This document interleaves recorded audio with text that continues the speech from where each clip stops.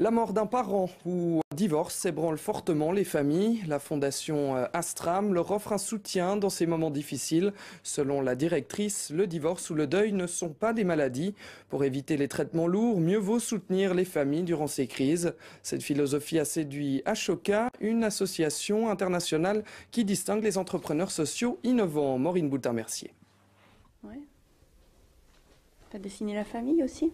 Ouais. Avec des Playmobil? Ouais. T'as dessiné papa? Ouais.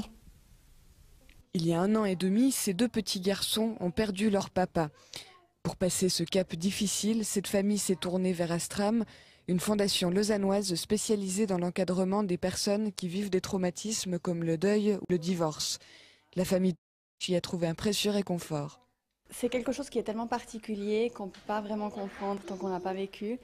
Donc, des professionnels qui ont étudié le sujet, déjà, oui, peuvent comprendre. Et des personnes qui l'ont vécu peuvent, au-delà des mots, partager vraiment des sensations et des moments, quoi. Et ça, même si on a des amis très proches, même si on a la famille qui nous entoure, c'est pas la même chose. Lors de séances de groupe, enfants et adultes parlent de leurs émotions. Mais pour les enfants, cela passe souvent par le jeu ou le dessin. L'enfant va pouvoir accéder à ses émotions. Pour les adultes, on fait la même chose, différemment. Pouvoir accéder à ses émotions, savoir les identifier, pouvoir les accueillir, pouvoir vivre avec et les gérer. Ça leur a permis déjà la première séance d'exprimer des choses qu'ils ressentent, qu'ils n'osent pas forcément exprimer envers moi, parce qu'ils ont peur de me blesser, ils me protègent. Donc ici, ils ont le droit à la parole et de dire ce qui vraiment les touche et ce qu'ils ont vraiment sur le cœur. La directrice de la fondation est formelle. Le divorce et le deuil ne doivent pas être considérés comme des maladies.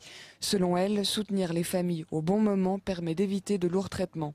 On reste bien dans l'idée que c'est un passage de vie qui est difficile à vivre et que c'est entre pairs qu'on va commencer à s'aider. Et c'est beaucoup plus le côté humain qui est mis en valeur que le côté thérapeutique, même si les effets, très clairement, sont thérapeutiques. Et cette philosophie a séduit Ashoka, une association internationale qui identifie et récompense les entrepreneurs sociaux de talent. Souvent, les accidents de vie ont été traités de façon complètement médicalisée.